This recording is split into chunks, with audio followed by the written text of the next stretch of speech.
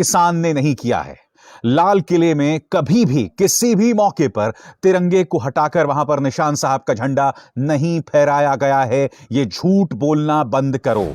आपकी स्क्रीन पर देखो, यह टाइम्स नाउ का संपादक है, नाम है इसका राहुल शिवशंकर। क्या कह रहा है कि हमारे राष्ट्रीय प्रतीक का बहुत बड़ा अपमान, वो भी गणतंत्र दिवस के मौके पर हमारे तिरंगे को हटाकर लाल किले में वहां पर एक और झंडा लगा दिया गया। इसके जरिए हमारे देश का अपमान नहीं हो रहा है तो क्यों नहीं हो रहा है? पूरी तरह से गलत दोस्तों। अब मैं आपको एक वीडियो दिखाता हूं जो पत्रकार उमाशंकर सिंह ने अपने ट्विटर हैंडल पर पेश किया है। यह वीडियो देखिए जो इस वक्त आपके स्क्रीन पर चल रहा है। इस वीडियो में आप साफ तौर पर देख सकते हैं कि जो निशान साहब का झंडा जिन किसानों ने लगाया है वो लाल किले के दूसरे गुंबद पर बैठे हुए हैं और तिरंगा पूरी शान के साथ अभी भी लाल किले पर लहरा रहा है। इसलिए मैं पूरी गोदी मीडिया की इस साजिश को बेनकाब करना चाहता हूं कि तिरंगे का अपमान किया गया था या तिरंगे को हटाकर वहां पर निशान साहब का झंडा लगाया गया था। तिरंगे और झंडे की बात मैं आगे भी करूंगा, मगर अभी यह तस्वीर मैं आपको दिखाता हूं। यह लाश जानते हैं किसकी है? 34 वर्षीय किसान नवनीत की। उत्तराखंड का रहने वाला नवनीत आईटीओ में यह अपने ट्रैक्टर के साथ जाता है और कैरवान की इस खबर के मुताबिक उसकी आंख में गोली लगती है और उसका ट्रैक्टर फिर गिर जाता है और उसकी मौत हो जाती है। सच तो यह है दोस्तों कि सत्ता में बैठे हमारे हुक्मरानों की कोई जवाबदेही नहीं है। अनाप शनाप मुद्दों को बड़ा बनाकर पेश किया जाएगा। मैं आपसे पूछना चाहता हूं, नवनीत को मौत के घाट उतार दिया कि कितने चैनल्स ने इस मुद्दे को उठाया? बताइए। मुद्दा यह बनाया जा रहा है कि तिरंगे को हटाकर उसकी जगह पर झंडा फहराया गया, एक धार्मिक पताका लगाया गया, जो अपने आप में झूठ है। यह भी सही नहीं है क्योंकि लाल किले में सिर्फ तिरंगा होना चाहिए। मगर यह कहना कि तिरंगे को हटाकर वहां पर धार्मिक पताका लगाया गया, झूठ, सरासर झूठ। मगर यह तस्वीर जो फिर मैं आपको दिखा रहा हूं, यह सच्ची है। यह नवनीत सिंह की तस्वीर है। 34 वर्षीय नवनीत, जिसकी एक पत्नी होगी, जिसके छोटे छोटे बच्चे होंगे।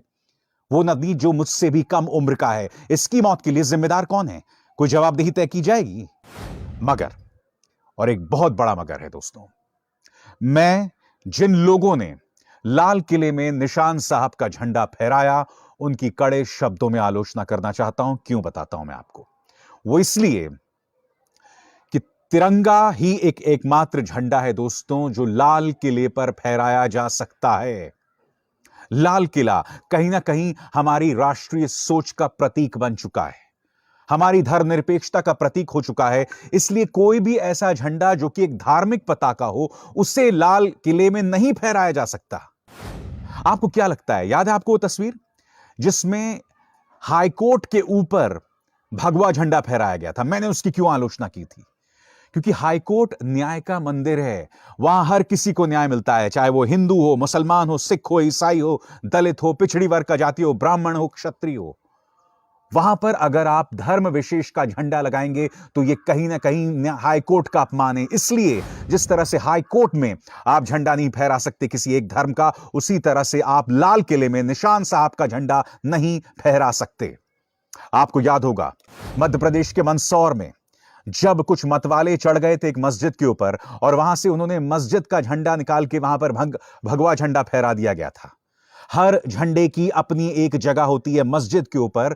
वहां जो धर्म विशेष यानी कि इस्लाम से जुड़े ही झंडे फहराए जा सकते हैं। अगर आप जबरदस्ती ऐसा कर रहे हैं तो आप सिर्फ समाज में दंगे फैलाने का प्रयास कर रहे हैं। मैंने उस वक्त उस बात की भी आलोचना की थी। उसी तरह से मैं कह रहा हूं कि लाल किले में सिर्फ और सिर्फ भारतीय तिरंगा फहराया जा सकता है। मगर मैं गोदी मीडिया के उन प्रयासों की कड़े शब्दों में आलोचना करता हूं जिसमें वो ये कह रहे हैं कि इससे देश का अपमान हुआ है, या फिर वो ये झूठ फैला रहे हैं कि इस पूरे मामले में जो है तिरंगे को हटाकर वहां पर निशान साहब का झंडा फहराया गया है। मैं एक बात स्पष्ट कर देना चाहता हूं दोस्तों, जैसी ये घटना होती है पुलिस उन किसानों से संवाद करती है और किसान जो हैं लौट जाते हैं। मैं जानता हूं कि कई जगहों पर एक आध तस्वीर आई है जिसमें बस को हिलाया जा रहा है, मगर मैं ये पूछना चाहता हूं दिल्ली पुलिस से, आखिर आपको जरूरत क्या थी एक बस को रास्ते में रखने की? क्योंकि कहीं ना कहीं तो संवाद हो गया था ना, कहीं ना कहीं एक समझौता हो गया था कि आप जो हैं वो अपनी ट्रैक्टर की सवारी निकाल सकते हैं, आप ट्रैक्टर की परेड कर सकते हैं। तो ऐसे में आपको बस जो कि एक सार्वजनिक संपत्ति है उसे रखने की क्या जरूरत थी? मगर यकीनन इस हिंसा को लेकर लोगों के जहन में कई चिंताएं भी थी। खासकर मीडिया जिस तरह से इन प्रदर्शनकारियों को बदनाम करने में लगा हुआ था, उनको अराजक तत्व बताया गया। कुछ लोग तो उन्हें आतंकवादी तक बताना चाहते थे, गुंडे बताना चाहते थे, देशद्रोही बताना चाहते थे। दोस्तों, मैं आपको दो क्लिप्स दिखाना चाहता हूं। निर्भया आंदोलन के दौरान साल था 2012। उस वक्त प्रदर्शनकारी राष्ट्रपति भवन पहुंच गए थे। उस वक्त तो उन प्रदर्शनकारियों को किसी ने आतंकवादी, किसी ने अराजक तत्व, किसी ने देशद्रोही तो करार नहीं दिया था ना। आइए देखिए एबीपी न्यूज की साल 2012 की एक छोटी सी क्लिप। क्या कह रहा था एबीपी न्यूज उस वक्त, आप खुद सुनिए। उसको कांच को प्रदर्शनकारी तोड़ रहे हैं। इस प्रदर्शनकारियों के बीच यहाँ पर हिंसक घटना शुरू हुई थी। पुलिसकर्मी यहाँ से भाग चुके हैं, लेकिन प्रदर्शनकारी लगातार एक खाली पड़े ट्रक पर पथराव कर रहे हैं और जो लट्ठे लकड़ी के यहाँ पड़े हुए थे उससे तोड़फोड़ कर रहे हैं। आपने देखा, ना एंकर ना रिपोर्टर, किसी ने भी प्रदर्शनकारियों को आतंकवादी, अराजक तत्व नहीं बताए। ये सिर्फ प्रदर्शनकारी थे, उसके अलावा कुछ नहीं थे। आज की तारीख में यही पत्रकार किसानों को आतंकवादी, जो है अराजक तत्व और देशद्रोही बताएंगे। अब देखिए इंडिया टीवी क्या कह रहा है दोस्तों, उस वक्त 2012 में क्या कह रहा था। देखिए, जब निर्भया आंदोलन में लोग राष्ट्रपति भवन तक पहुंच गए थे, उस वक्त क्या हमने उन प्रदर्शनकारियों को आतंकवादी, अराजक तत्व, एनार्किस्ट्स बताया था? देखिए, आज में पहली बार राष्ट्रपति भवन के बाहर प्रदर्शन, दामिनी के लिए बौखलाहट, राजपथ पर उमड़ी पूरी दिल्ली। महामहिम के दर पर लाठी डंडों की बरसात।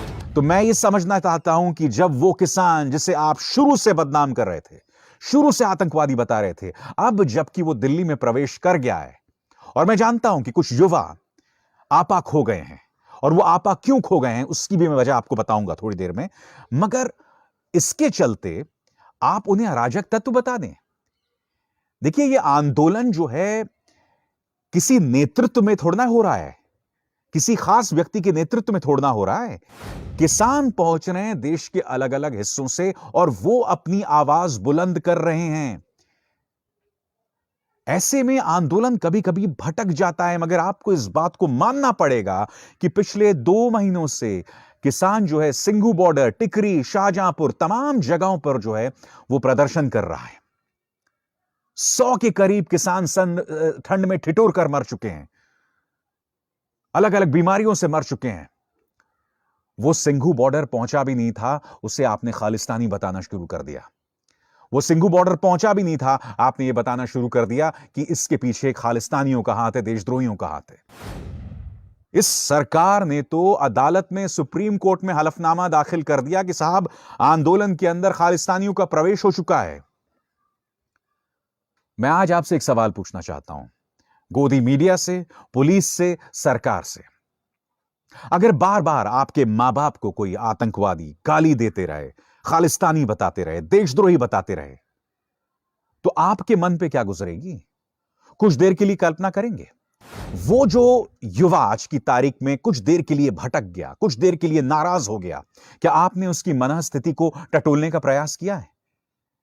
क्या आपने कभी खुद से सवाल किया है कि वो सिर्फ एक प्रदर्शनकारी था, ऊपर से हमारा अन्नदाता है, और आप उसे बदनाम कर रहे थे?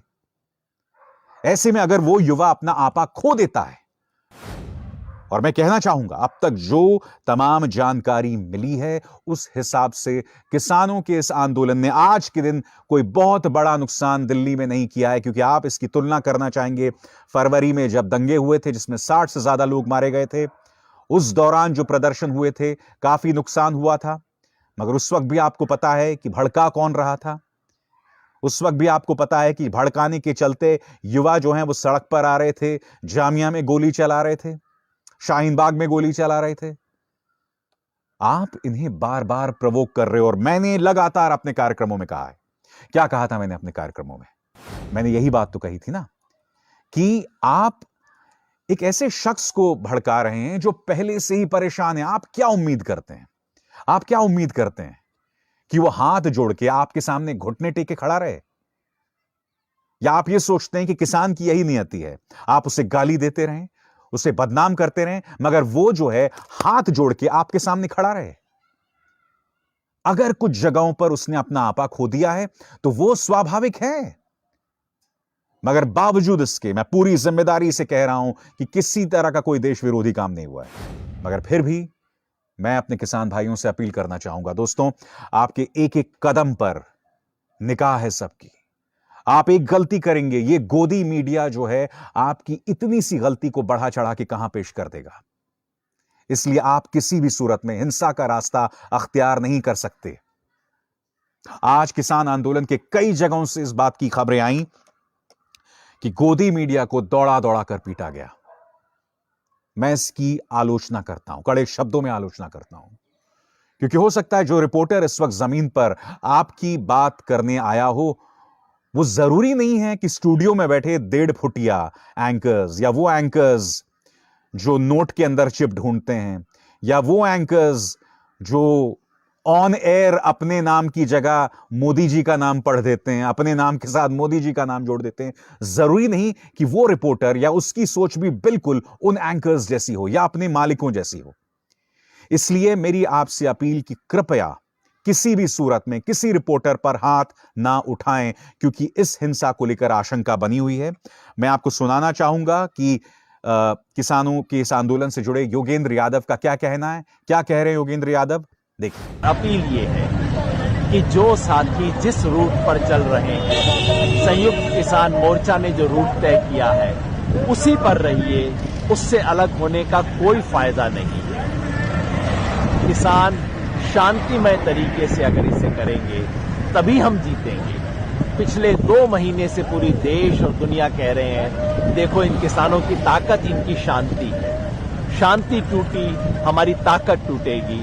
आप सबसे अनुरोध है, ये गणतंत्र दिवस है, गणतंत्र दिवस पे ऐसा कुछ ना हो जो गलत हो। जो साथी तोड़ के बैरिकेड आगे आ गए हैं, उनसे अनुरोध है, चलिए आप जो कर चुके हैं वो ठीक है, अब कोई तोड़फोड़ नहीं हो, कुछ ऐसा ना हो जो कि किसान आंदोलन को बदनाम करे। देश के किसान आंदोलन की पूरी इज्जत आपके हाथ हो। यही नहीं, राहुल गांधी ने भी जो कहा है बयान, उस पे भी कहीं ना कहीं एक आशंका जरूर है।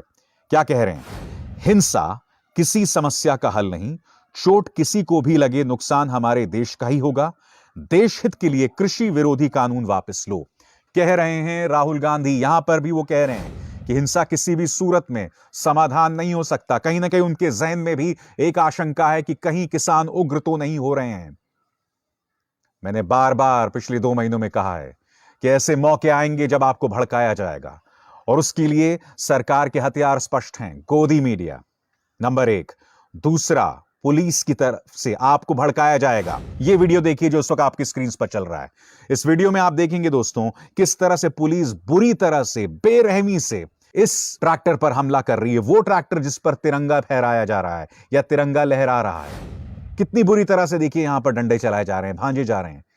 इस तरह की ढेरों तस्वीरें आपको मिलेंगी, आपको भड़काया जाएगा। मगर आप सत्याग्रह के रास्ते पे हैं।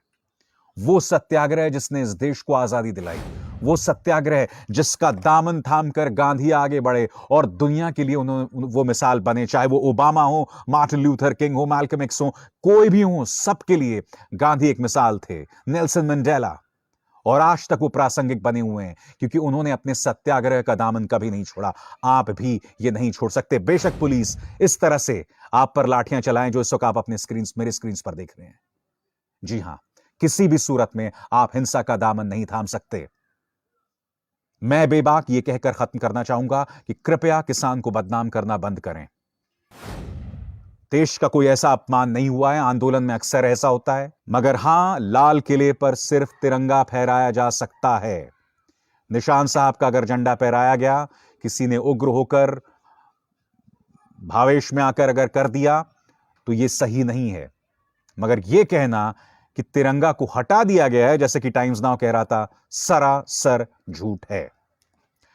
बेबाक में बस इतना ही। अभिसार शर्मा को दीजिए इजाजत। नमस्कार।